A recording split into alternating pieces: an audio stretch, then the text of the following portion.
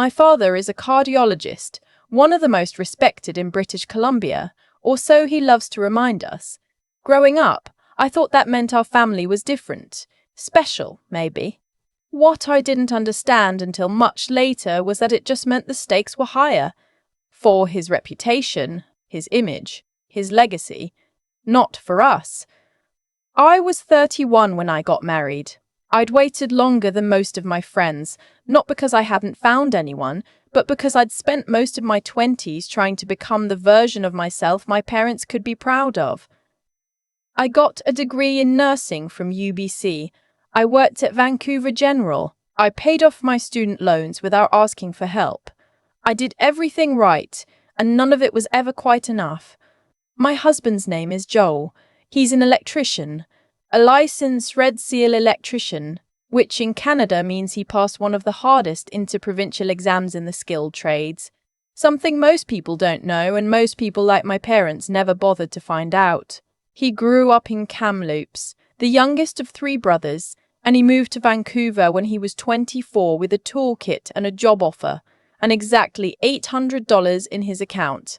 By the time I met him at a friend's backyard barbecue in Coquitlam, he built his own small electrical contracting company. 4 employees, steady contracts with 2 commercial developers in the Lower Mainland. He wore a worn Canucks t-shirt, and he made everyone around him laugh without trying.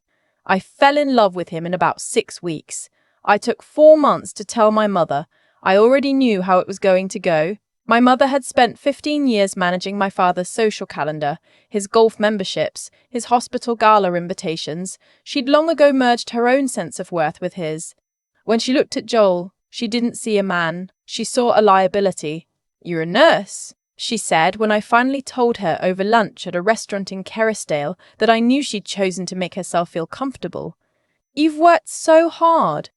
Don't you want someone who's at the same level?" I asked her what level she meant. She looked at her water glass. "You know what I mean." I did know. That was the thing.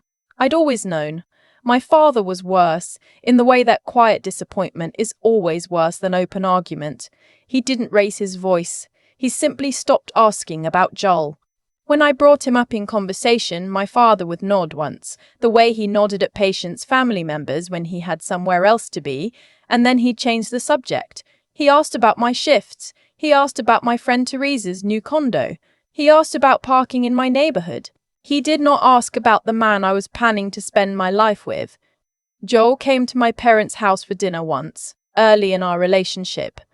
I'd asked him to dress up a little, which he did. Dark jeans, a button-down, clean boots.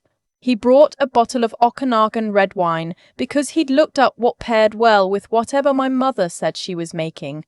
He shook my father's hand, complimented the house, asked my father genuine questions about his work. My father answered in short sentences and spent most of dinner talking to my mother about a colleague's retirement party. Joel didn't say anything about it on the drive home. He just held my hand over the gear shift and turned on the radio. That was the moment I knew I was going to marry him. I want to be honest about something, though. It wasn't all dramatic confrontations and cold silences. There were long stretches where I convinced myself it was fine, that my parents just needed time, that once they saw how stable we were, how happy they'd come around. People say that a lot, they'll come around. And I think we say it because the alternative is too hard to sit with. That some people don't come around, that you can do everything right and still not be chosen by the people who were supposed to choose you first. Joel proposed on a Saturday morning in February. We were in the kitchen of our apartment in East Van, and he hadn't planned it, or if he had, he'd hidden it perfectly. He was making coffee and I was reading, and he just turned around and said he'd been thinking, and that he didn't want to imagine any version of his life that didn't have me in it. The ring was his grandmother's, a simple gold band with a small sapphire, nothing extravagant. It was the most beautiful thing I'd ever been given. I called my mother that afternoon. She was quiet for a long time. Then she said, "Are you sure?" Not congratulations. Not I'm happy for you. Are you sure? I said yes. I was sure. Your father's going to want to talk to you about this. she said, and then she said she had to go because she was in the middle of something.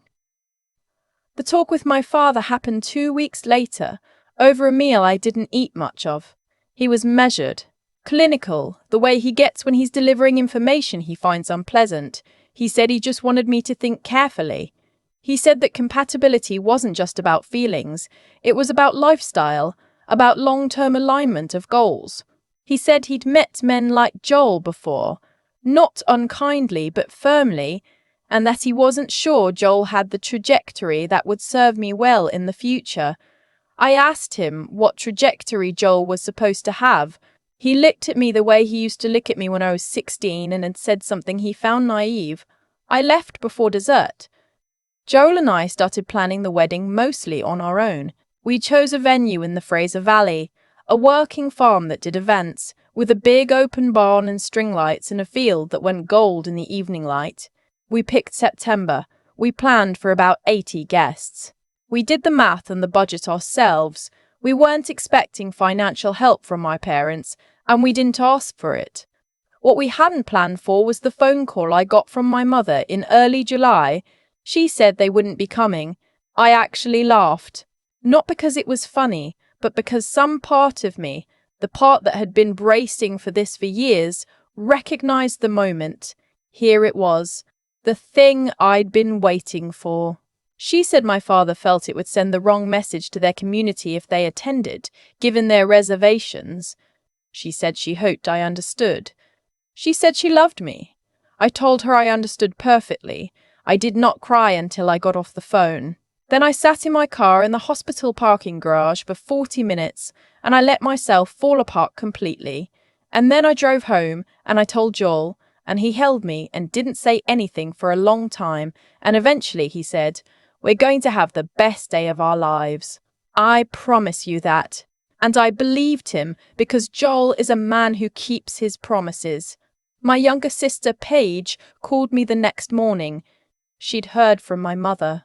She was furious in a way I didn't expect. Paige has always been more careful about keeping peace in our family, more willing to let things go, but this had gotten through. She said she told my parents she was coming to the wedding regardless, and that if they had a problem with that, she'd be happy to discuss it with them, but not to change her mind.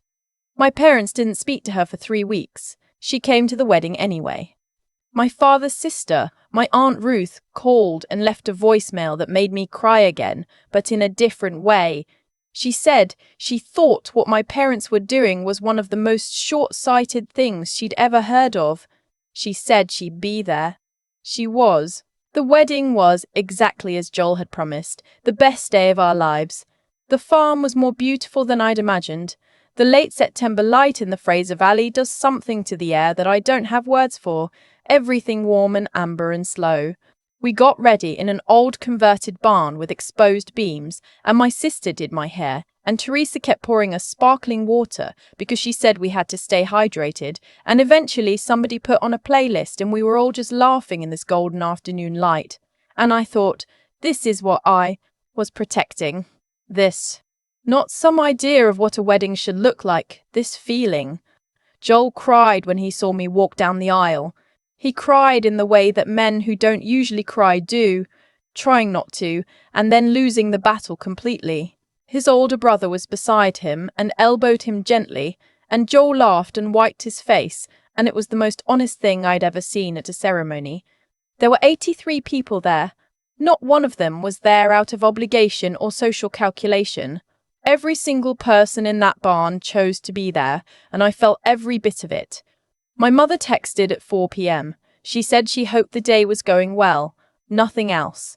I put my phone in my bag and didn't look at it again until the following afternoon. We honeymooned in Prince Edward Island. Joel had never been east. We ate lobster rolls in Charlottetown and drove along the red clay roads and stayed in a small inn in a town called North Rustico and slept late every morning. It was ordinary and it was perfect. We'd been back in Vancouver for about 3 weeks when my father called. I'd sent my parents a few photos from the wedding. Not out of obligation. I'd thought about it for several days. In the end, I sent them because I wanted them to see what they'd missed. I chose one photo in particular. Joel and me on the dance floor laughing at something one of his brothers had said, our faces completely unguarded. The kind of photo you can't plan or pose for. The kind that only happens when people are genuinely, unexpectedly happy. My father's voice on the phone was different than usual, quieter. He asked if I had a few minutes. I said I did. He said the photos were beautiful. I waited. He said that he and my mother had been doing a lot of talking, that he'd spoken with his sister Ruth, who had apparently told him some things he'd needed to hear, with her characteristic lack of diplomacy. He said he'd also, and this surprised me, spoken with Joel's father, not because anyone had arranged it, but because Joel's father had sent my father a letter, a handwritten letter which he'd mailed to my parents' house, in which he'd introduced himself and said that his son loved me very much and that he hoped in time we might all sit at a table together. My father said he'd read that letter 4 times. He said he was sorry. He said it plainly, without qualification. I'm sorry. Not, I'm sorry if we upset you, or I'm sorry you felt that way. Just, I was wrong and I'm sorry. I didn't rush to forgive him. I want to be honest about that too. I said I appreciated him saying it, and I meant that, but I also told him that what they'd done had hurt me in a way that wasn't going to resolve itself in one phone call, that I needed time. That forgiveness, if it came, was going to come slowly, and he was going to have to be patient with that. He said he understood. I think he meant it. My mother was harder. She took longer to get there, several more months, and a conversation over coffee that I didn't ask for, that she requested. She cried in the coffee shop on West 4th, which was strange to witness because my mother is not someone who cries in public. She said she'd confused her own anxiety with love, that she'd spent so many years managing what other people thought of our family that she'd lost the ability to see what was actually in front of her. I thought that was probably the most self-aware thing she'd ever said to me. I told her so. Joel met them again the following spring, a Sunday dinner at their house in West Vancouver, just the 4 of us. He brought the same Okanagan red he'd brought the first time, which I don't think was an accident. My father shook his hand at the door and held it a beat longer than necessary, the way people do when they're trying to say something without words.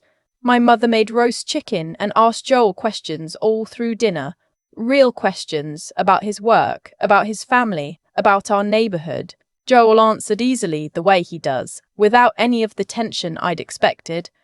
Afterward, when we were in the car, he said, I think they're trying. I know, I said. That's worth something. It is. I'm still deciding how much. And I think that's okay. The deciding doesn't have to be finished.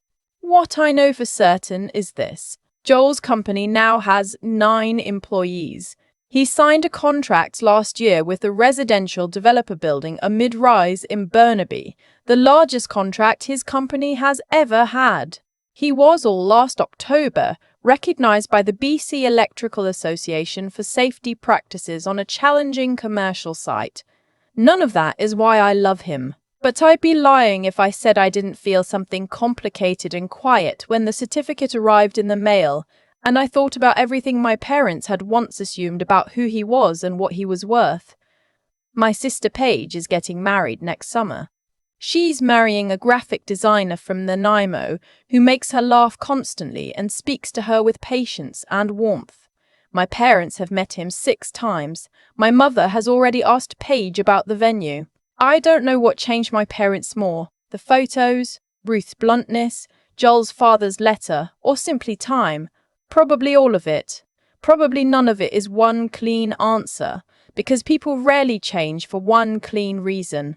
What I know is that my father sat at my kitchen table last winter while Joel explained how the permit process for residential electrical work in BC has changed in the past 5 years, and my father actually listened and asked questions and nodded, and at one point said, I had no idea that was that involved. And Joel said, most people don't, without an ounce of bitterness. That's the man I married.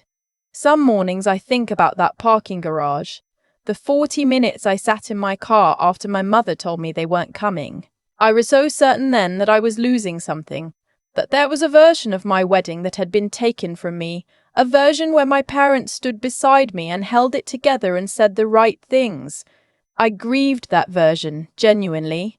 And then I got to the actual day and I realized the version I'd been grieving was something I'd invented, a fantasy of people who didn't quite exist.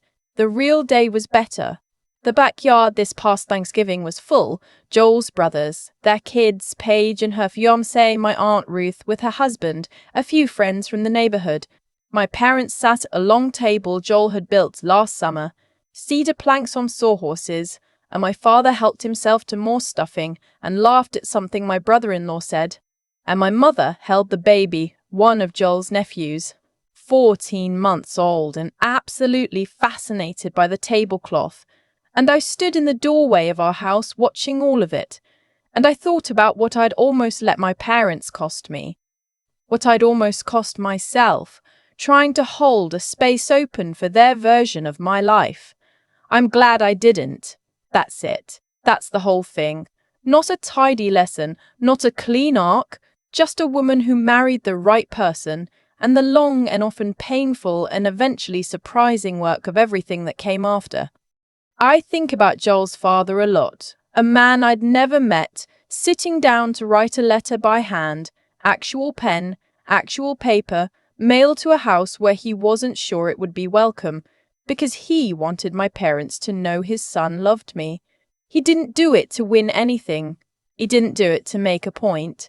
He did it because he thought it was the right thing to do, and that was enough reason for him. That kind of integrity doesn't come from nowhere. It gets passed down. And when I look at Joel, the way he kept showing up with patience and zero bitterness through all of it, the way he held my hand in the car after that first awful dinner without needing to say anything, I see where it came from. What I've learned, slowly and sometimes reluctantly, is that the people who treat you well over a long period of time are telling you something true about who they are. Not the grand gestures, the long unwitnessed consistency. Joel brought the same wine twice. He shook my father's hand at the door even after everything. He built a table in our backyard because we needed one. These things are not small. I used to think they were. My parents made their choices from a kind of fear dressed up as wisdom. They'd spent so many years managing appearances that they genuinely lost the ability to separate what looked good from what actually was good. That confusion cost them. It cost them my wedding day, months of relationship with Paige, and something harder to name, a version of me that might have stayed more open, more quickly. The consequences weren't punishment. They were just the natural result of choosing image over truth, repeatedly, until truth stopped waiting around. What I had to develop in myself, and I don't think I was born with much of it, was the capacity to hold my ground without needing to be angry about it. To say, this is who I am, this is who I'm choosing, and I don't require your approval to proceed. That's harder than it sounds when the people withholding approval are your parents. There's something in us that keeps reaching for that. I reached for it for years. At some point, I had to decide that waiting for their version of my life to be validated was costing me the actual life I had right in front of me. I also had to be honest with myself about what I actually knew versus what I'd assumed. My parents had decided Joel's worth before they'd learned a single real thing about him. I'd seen that kind of thinking before and been bothered by it in others. It was harder to name it clearly when it was directed at someone I loved, but naming it clearly, not dramatizing it, just seeing it, was what allowed me to stop trying to argue them out of it and start simply living past it.